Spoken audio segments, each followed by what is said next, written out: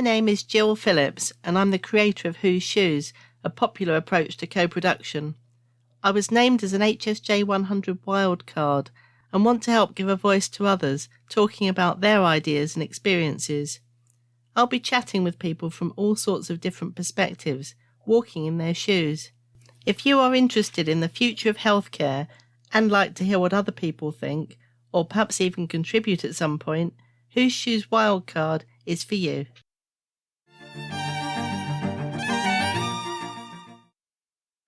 I always hoped that this podcast would be about networking and connecting, and this is exactly what's happening today. As some of you will know, I'm a big friend of Yvonne Newbold and a big champion of the wonderful work that she does at Newbold Hope. You can listen to my conversation with Yvonne in episode 13, which has been one of the most popular episodes of the podcast series so far.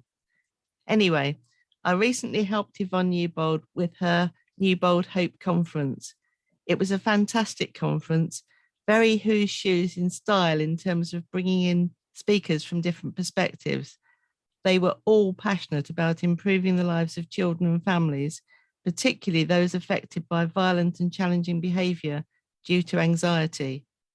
I found it the most fascinating day, and I learned so much. I love the way that people from different sectors came together to support families. And of course, families don't think in sectors. They just have children who need support to get the best start in life and want everyone to come together to support them. The speakers came from healthcare, education, academia, and more. I had my scouting hat on to see who might make a good future podcast guest. Pretty much all of them, to be honest, as they were such passionate people doing such great work. I reached out to one of the speakers, Rachel Tomlinson, who is my podcast guest today. Rachel is head of Barrowford Primary School in Lancashire. The mission statement of the school is learn to love, love to learn, and they aim for their pupils to be rounded and grounded. Such a simple and inclusive message. Reading the evaluation sheets afterwards, so many people wanted to hear more from Rachel that I thought it would be brilliant to invite her to speak as a podcast guest, and here she is. So welcome, Rachel. I'm so glad you could join me today. Can you tell me a little bit more about yourself and what's important to you? Hi, Jill. It's a real privilege to join you. I've been listening, working my way through your podcast programme, so I feel really privileged to be part of it. I'm the head teacher of Barrowford Primary School, which is in Lancashire. It's East Lancashire, you can probably tell that from the accent. And I've been there for 14 years, which makes me feel really old. And as you say, our mission statement, our logo is learn to love, love to learn. And that in terms of our ethos, our values, our drive, it's about inclusivity. It's about making every single child the centre of our focus. And I often talk about lenses that we look through. And for us, it's really important that for every single child that we have in our school, we try to look through their lens and try to see the school experience through their lens, particularly those children for whom it's not an easy ride. And to make sure that we're doing everything we can to make them feel safe and valued and loved in order for them to be successful. That's fantastic. And it's so simple, isn't it? I think in terms of my Whose Shoes work, that idea of looking through a lens and just seeing things a bit differently. I know the work that I've done around particularly young children and some quite interesting thoughts around the infant voice. There's a wonderful organisation in Birmingham called Approachable Parenting. And as a result of coming along to a Whose Shoes event that we ran for young parents in Birmingham, they apparently changed the training that they were offering and flipped it to be through the infant voice. So this is the baby's perspective. And they just found it very, very interesting in terms of people seeing things differently, that little baby lying there and waiting for people to look after it and nurture it and what it might be thinking. There's a fantastic programme that I'm desperate to try and get some of our staff trained in called Roots of Empathy. I don't know if you've ever heard of it. It's come out of New Zealand. And it just made me really smile there when you talked about that infant voice. because essentially Roots of Empathy is the baby is the teacher. And so it's a new parent and the baby wears a t-shirt that says teacher. Oh, wow. And it's, I think, a 15 or 20-week program where the baby visits with parents the second week in a 3-week block 5 or 6 times. So the children will learn about something pre-visit, and then there's a visit, and then there's a post-visit thing, and that kind of happens in blocks of 3 visits. And it's all about that relationship between the mother and the baby, and or the parents and the baby, and the inference that very young children can pick up from that. You know, why is the baby crying now, or why is mummy or daddy doing that? And it's about attachment and connection, isn't it? And it's how we form those really early connections as babies ourselves. Obviously, now I need to go off and research Roots of Empathy in New Zealand. This is my trouble, isn't it? I get involved in so many things and interested in so many things. It's absolutely fascinating. And of course, my mind's now going off. I attended a fascinating session recently. So I think you'd love this, Rachel. There's a doctor called Dr. Bob Klaber, who runs kindness sessions, and it brings in an international audience. They're such special sessions. And there's someone called Nikki Macklin in New Zealand, and she led the most recent session, which I just went off on one about, because she was talking about, try and get this right, needles and noodles. And it really linked with a very recent episode that I've done. So you probably haven't got to it yet, but I think you'll love the episode with Miles Sibley, who's the founder of Patient Experience Library. And he's talking about the kind of like imbalance between medical evidence, medical reports, serious incidents, all this language that reinforces the medical side of things, and then patient stories, patient complaints, anecdotal stuff, softer stuff. And the Bob Klaber session with Nikki Macklin, so in tune with that. And I think all of these different strands are coming together, aren't they, in terms of the formal, traditional way that we've seen things and the things that are accepted as being the way of doing things. And then, in my view, kind of imaginative people like you who look beyond that and see the human being and see what really matters to people. And there's also a movement now, what matters to you. So there's a hashtag on Twitter, WMTY. And again, there are sessions around what matters to you, bringing together some really extraordinary people. And it's people coming together regardless of whether they happen to be a doctor or a head teacher or a parent, and actually, obviously, people cross those boxes, and the head teachers have children too, or the chief exec has a mum with dementia or a child with learning disabilities, whatever it happens to be. So I suppose that's what I'm trying to do through Who She Is, bringing people together as people. And then some of those light bulb moments, we call them lemon light bulbs, in terms of, well, perhaps we can do things a bit differently. And I think that's really key. And one of my frustrations, and I try not to get frustrated because nobody goes to work wanting to do, a bad job, but, everybody wants to do the very best. And I think sometimes we get this veil comes down in front of us of system and protocol and process. And that kind of blinds us to the person. And I think, so when I talk about lens, and I talk about lens to our staff, it's really so we keep our focus on the person. And actually, the process and all the protocols and stuff can slot in afterwards. We can do that stuff. We just really need to have the human connection and see each other as people. Because if we see each other as people, actually, genuinely and generally, we are kind, we want to make a difference. We want to be kind. We want to kind of move all the peripheral stuff out of the way to get to the root of what we need. And I think if, as soon as people can see each other as people and know that we're working hard to make that connection, both sides, then that's where it becomes really simple then. I think actually lots of the stuff that causes massive problems, there's really simple solutions to, and often it's just having a connection with somebody. It really is. Yeah, there's a tremendous synergy here. I've had some fun the last couple of weeks. I've actually managed to do 2 Whose Shoes workshops in the room, which obviously has been less usual. We haven't had a chance. We've done virtual events, but this was an event, one of them particularly relevant, Midlands Partnership Foundation Trust. And we were looking at how to start the event, and there was a fantastic, another Rachel. I think this podcast might be becoming a party of Rachels. So Rachel Crook, her name was, a young specialist nurse, but also a parent. So was it appropriate for her to be the person telling a lived experience story at the beginning of the workshop?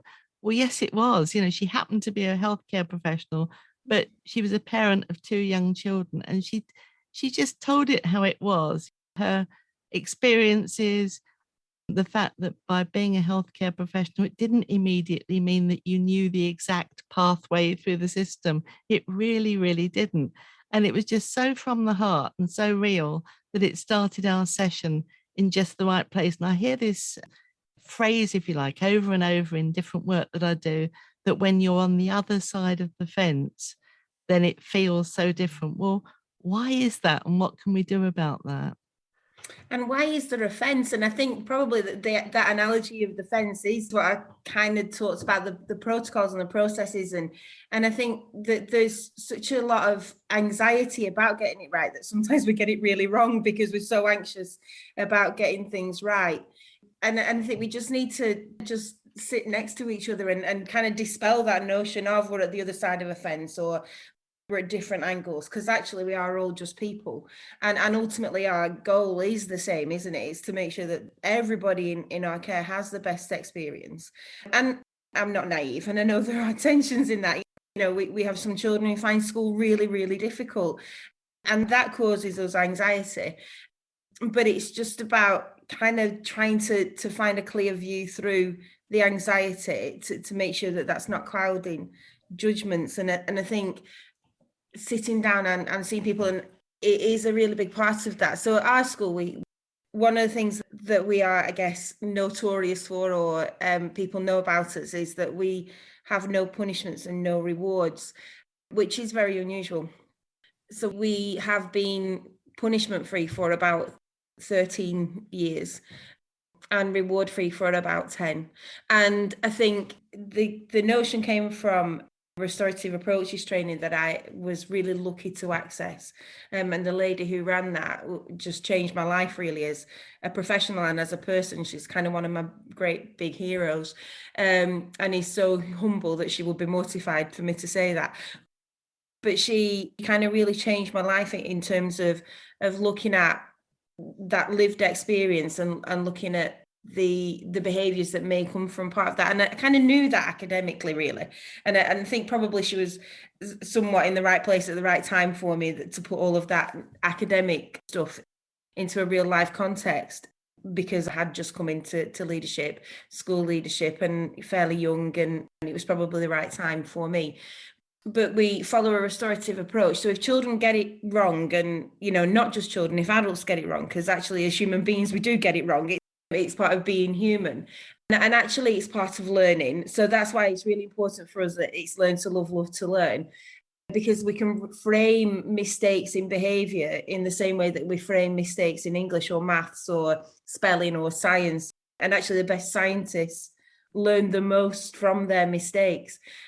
So we can kind of frame that in the same way. So we learn from our mistakes, and mistaken behaviour, especially for children who are just learning how to be and learning how to do relationships. We're not born knowing how to be a good friend or do the right thing in any given context. So it's our job as educators to educate them in that, as well as teach them how to do long multiplication and spell tricky words correctly.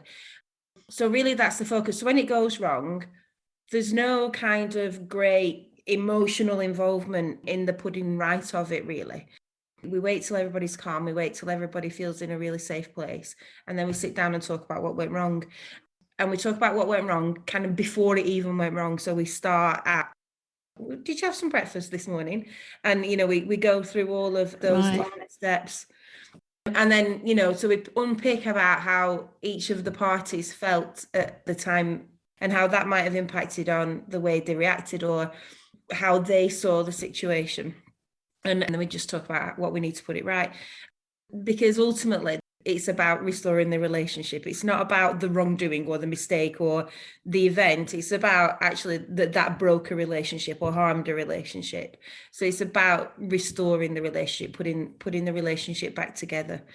And that's how we've operated, and we operate like that with our 4-year-olds, and we operate like that with our staff team when it goes wrong on our staff team, and everything in between. And actually a lot between adults and children. We have those conversations between adults and children as well. And obviously very much in keeping with Yvonne Newbold's work, isn't it? And also I was talking to somebody this week, similar kind of conversation in a way, and she said to me that in some schools, forgetting a pen could lead to a permanent exclusion. And I'm thinking, well, how does that happen? And she was explaining that kind of escalation. The child perhaps knows they're going to get in trouble, so therefore they're excessively worried, and therefore they kick off more, and therefore the reaction's bigger, and they end up with the head teacher. And so it really is very interesting to hear how just taking it back to perhaps, did you have your breakfast, or what can you do to remember your pen next time, or those kind of just simple conversations. Making school feel safe enough for someone to say, I've not got a pen. I mean, that's not an issue in a primary school so much, but, making school safe enough to say, I'm hungry, or I'm feeling really uncomfortable, or I can't do this, or this is making me feel really stressed, and that's about relationships, isn't it? And that's about taking that power imbalance away. And a lot of it is about power, isn't it? Taking that power imbalance away and just saying, actually, we're just two people in a situation here, and we just need to find a way for this to work for both of us. And my job is to help you learn. So you need to be part of this relationship as well, because I can't do that by myself. And it is really key. And don't let small stuff escalate, because it is often, it's like the grain in the oyster, isn't it? It is often the really small stuff that causes eventually the really big reactions and then really difficult situations. So coming back to Yvonne's conference, I was very privileged, as I know you feel you were, to join that at all. And I did my little interviews with a couple of parents, and also with Dan, so a young man who's now 17, I think, explaining that lens that you've been talking about. Now, I thought that was just incredibly valuable to get a young person actually talking about what it feels like, the build up of emotions or feelings or being out of control. And I'm really hoping that, I just think it's so brave and so painful for people sometimes to tell such personal stories. So I guess through the podcast, I'm trying to give a channel for people who are brave enough to do that, so that we get those stories really listened to. Because I hear people all the time, like particularly perhaps the NHS people that I work with, saying we need to listen to personal stories, but they're out there. A lot of taboo subjects are being broken, aren't they, by people like Yvonne Newbold. So how do we get people to listen more? And I think that is the crux of the question, really. And listen more in our industry, and I say industry in inverted commas, but in education, listening to children. And I think that voice should be so loud, and we should trust that they have lots to say. And you're right, it's about tackling really difficult situations. There are all kinds of, and Yvonne talks about it so well, doesn't she? That shame that she was made to feel as a parent of a child who was violent. And that came through so strongly in the conference, and was a real, I listened to parents all day, every day, and children every day. And it kind of made me left at the end of the conference and went out to our staff and went, oh, crikey, we need to do more of this. We need to really think about how it feels to be a parent, and sharing some of that stuff, because it is difficult, and it is difficult to talk about openly with pride about your child being permanently excluded from school, because the shame in that is so vast. And actually, we need to take that away as much as we can, because often a child hasn't achieved a permanent exclusion by themselves. The school and lots of other things have clearly had a role in that. So we need to enable our children and our parents to talk about those experiences where school has gone wrong, and it not be on them, and it not feel like they've failed as a parent or the child has failed. And actually, we need to take that sense of failure out of it in its entirety, so schools also can look at it. I was in school this week, met we have a new child starting actually after the holiday who has very recently experienced a permanent exclusion, and they came to visit, and we were talking about it. And the impact of school exclusion is massive. And I think we need to break down those barriers, and for schools, and I think the medical system can teach us a lot in terms of looking at what went wrong and picking those pieces up. Because I think sometimes schools will say, oh, there was nothing else I could do, and kind of that's the end of it then. And I'm not saying that schools permanently exclude lightly at all, because I'm absolutely certain they don't. But then almost when it is done, they've kind of, it's finished for them, because then the child is not at their school. So I think we need to have some kind of system where we really unpick what went wrong, and we do a review, like a serious incident review, because it is a serious incident. It's life-changing for a child, it's life-changing for a family, and really long-lasting life-changing experiences, really. And how do we unpick that so it stops happening? How can we empower schools to kind of go, all right, that felt like it was the only thing I could do at that time with that child, but I'm going to engage in a process to unpick. Let's go right back to when they were in year one and we started experiencing some difficulties. How could we have changed our approach then so it didn't escalate to the point that it got to? And I think schools are quite defensive about that process. Parents and children are ashamed of it. And it's almost like there's a gulf in the middle, really. We need to try and go, actually, there's no shame here. There's no failure. Let's just unpick what happened and be much more pragmatic about it, really.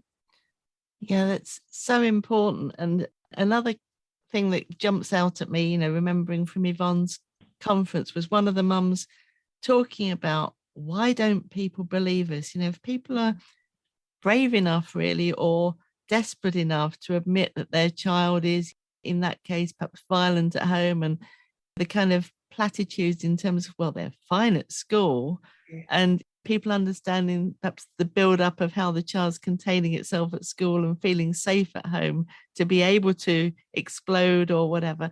And I remember this mum saying, why don't people believe us? Because if we were going to make something up, we wouldn't be making up about our child hitting us at home or whatever it might be, because the shame that goes with that, we'd be making up lovely things that happen in our family. So I guess it's trust and just listening and believing and then working together. That particular mum took my breath, really. Yeah. And that particular statement's about, if we were going to make things up, why would we do that? And I think I'm smiling when you say, oh, it doesn't do that at school, because one of the things that brings teachers to blows nearly is when one teacher says to another, well, he didn't behave like that for me. So as professionals, you can kind of feel that, how dare you say that it's my fault because he doesn't behave like that for you? So why would we think it would be any less bad? And in fact, it's 100 times worse for us to go to parents, well, they don't behave like that for us. And I think there are all kinds of reasons that children behave differently in different contexts. And that, again, was one of the follow-up conversations that I went and had with staff. And one of the big things about the conversations I often have with new teachers, and that we often have with new teachers, is that under no circumstances do we ever make a parent feel like they've to apologise for their child. As a mum, I never want to be in a position where I'm apologising for my child existing or anything about my child. They're the most precious things that any parent has. So that is incredibly impactful in a really negative way, and breaks a relationship almost immediately. There's no trust in a relationship that makes you feel ashamed of your child. So we try and steer away from that thing where we've got, can we just have a word? Which I think makes parents' hearts sink. And I've heard lots of parents who've come to us after negative experiences at school say, I couldn't go in the school gates because I was so embarrassed. Or I felt like I couldn't look at any of the parents. It broke my relationships with the other parents down. We stopped getting invitations to birthday parties, all of those kinds of things. And absolutely, we need to really listen to that parent voice and try and unpick if there is a difference in behaviour, rather than being quite smug about the fact that we're getting the good end of it. Actually, sometimes, and again, this conversation we have frequently about some of the children in our school, if children are behaving in a certain way at school and in a different way at home, actually, we've got a job of work to do if we've created a context in which children feel like they have to mask and change their emotions and resist the behaviours, so it does explode at home, we've got a job of work to do. So our context changes for that child, and they don't feel like they have to mask. They do feel safe enough to express what's going on for them and with them. So it doesn't end up in a big explosion at home. And just to unpick those and unpick them in a really pragmatic, rational, reasonable way, really, with no judgment. And I think it's the judgment element that's really important, because I think we can acknowledge that people do behave differently in different contexts. Children do behave differently at home and at school. Yeah. And I had a bit of a lemon light bulb there in terms of it being the same between teachers. So, well, they don't misbehave in my class. Well, perhaps it was because they felt so contained within that earlier class, and now they actually feel safer with the teacher where they kick off a bit. It could be the same. I remember it's funny, I think parenthood is just so deep, isn't it? And that feeling you want to be proud of your children. And I immediately went back to, there was one school dinner lady when my oldest child was very young, and walking around the village, if he was going to kick off and be a bit difficult, we'd meet her. We'd just meet her. It was just like this fate that you just got this feeling without anything being said, like, yeah, there he goes again. And you want to say, well, it's not always like that, but, and it really wasn't, but just, it was like, if in the supermarket, if you've always got a bit of wine in the trolley, you always meet the most judgmental person who will sort of look down your supermarket trolley and only see wine, or, whatever it is. Absolutely. It's so human. Yeah, it is. And I guess we're so invested, aren't we, in our children? And I think sometimes we get carried away by that. And I always say, I've got 2 children, and I always say that becoming a parent didn't make me a better teacher. It didn't change my practice in the classroom, I don't think. But it made me better at engaging with parents, definitely. It made me see the whole process very, very differently. And it definitely changed my interactions with parents for the better. It made me much more empathic. It made me much kinder. And I guess that's maturity as well. I don't think, going in as a 22-year-old, look at me, I know everything. And I don't think I ever did that. I hope I never did that. But I know that, especially when my daughter, my eldest, started school, just completely kind of rocked my foundations, really. I had to really think about and really reset myself as a professional. And we talk about, is it good enough for ours? And I was lucky my children came to our school, so as primary. And I think that I feel really privileged and really fortunate that could happen. And, one of the things that we always say as a senior leadership team is it good enough for ours? Because if it's not good enough for ours, it's not good enough for anybody's. Is it good enough for ours for us to be screaming and shouting, or all of those things? And that's kind of led a lot of our practice, really, because I would feel murderous if a teacher got in my child's face and shouted at them. So if it's not good enough for mine, it's not good enough for anybody's. And as a rule of thumb, it's served us pretty well, really. And in our engagements with parents, and once my children moved on to high school, I am the world's worst parent. They must say, oh God, here she comes again. But just that advocating, really, for, because my children, they can fight their own battles, really, and they'll be okay because they've got resilience around them, but there are some children who haven't. So if there is an injustice, I kind of have to advocate on behalf of all the other children in the whole world, and it frustrates my children immensely. Oh, just leave it, Mum, just leave it. It's all right, I'm all right with it, just leave it. And I can't. But that's the cross that they have to bear on Good Friday. But I guess just in our interactions with parents, just to moderate that and think, well, if that was me sitting at this table, how would I feel if this was happening? So, just having that empathy and becoming a parent, I think, and seeing my children grow, and at each different stage, actually the empathy has changed somewhat, because we can relate more, can't we? And that's just natural, I think. Yeah. So walk in my shoes, isn't it? Walk in my shoes, yeah. And there, but for the grace of God, go I as well, With everything. With everything, every little thing. And this could be me next week sitting at a table. Your approach is so refreshingly human. I know it said in the feedback for Yvonne's conference that quite a few parents wanted to clone you, Rachel.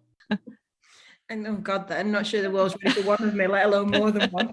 I think One of the things that really struck me about Yvonne's conference, and it was so fantastic in the diversity of it, in the fact that it was lots of different people coming together to talk about the same thing. One of the things that really struck me was, as a school, our relationships with all other people who may be involved in a child. And sometimes we don't get that right, because as different sectors, I think sometimes we prejudge people. And I think it's really important that as sectors, we kind of aren't going into bat for our own sector. We're going into bat for the child. And let's put any of our, well, you don't understand what it's like to be a teacher, or you don't understand what it's like to be a paediatrician, or you don't understand what it's like to be a speech and language therapist. And I think sometimes we kind of go into those conversations and we are a speech therapist rather than a person who's working on behalf of. And I think it's really important that as professionals, when we are talking about a child, one, that we never forget that we are talking about a child. We're not talking about a process or a program or a system, or we're talking about a child, and keeping that humanity really at the center of it. But also the thing about parking your egos outside the door. This isn't about anybody being better at it than anybody else. This is about us all working together to, and I guess I'm singing to you directly there, because that's about co-creation, isn't it? It is, yeah. And as a cricket fan myself, that idea, I think that phrase will stick with me, not going into bat for your profession, but to go into bat for the child. Very powerful. So that's a lemon light bulb. And I'm aware, in terms of other things we might have talked about, and some of the work that I've done, which really, really interests me, around young carers, and whether schools are aware, which I think they are to hugely different degrees, that they've got children in school who are actually caring for, and they might think in terms of a sibling, but it could also be for their mother or for their significant caring role, and how the school can adapt to that or be aware of that. You're absolutely right. And I think that's happening more and more often, isn't it? And for me, it's about understanding every child, and it's a lens on every child. And I think every child comes to us with a different experience.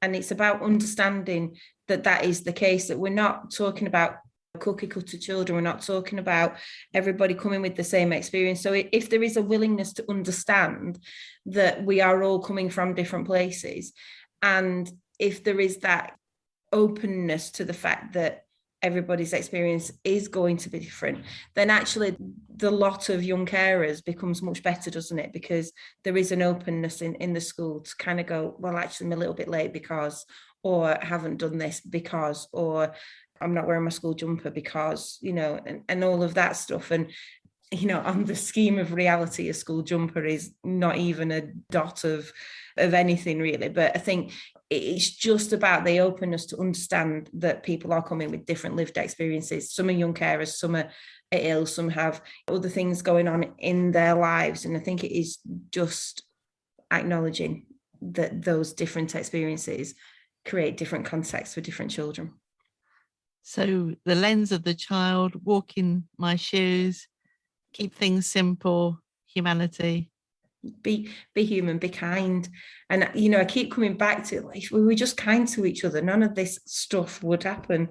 If we were just kind and we just act. There's a thing about being kind, but there's also a thing about almost an acknowledgement that, and an understanding that nobody's going into a situation to make it difficult for anybody else. Let's just look at, we talk about the grace model. One of our teachers talks about the grace model. Going into a situation thinking that this person is okay, and not the opposite. And I think sometimes we go in thinking, oh, this is going to be a really hard conversation, or this is going to be an awful situation. And actually, if we are kind on the one hand, and then approach every situation with, this person's okay, actually, and it will be okay, that would expedite a lot of good stuff, I think. It would change the world, wouldn't it? It really would. Yeah. So thank you so much, Rachel. It's been an incredible conversation. We'd never actually spoken before we actually went live and did our recording. So I don't think either of us knew where it was going to go, but it feels like a really useful conversation. I'm so grateful. Thank you so much for having me, Jill. It's a pleasure. I hope you have enjoyed this episode. If so, please subscribe now to hear more of these fascinating conversations on your favourite podcast platform. and please leave a review. I tweet as Whose Shoes. Thank you for being on this journey with me, and let's hope that together we can make a difference.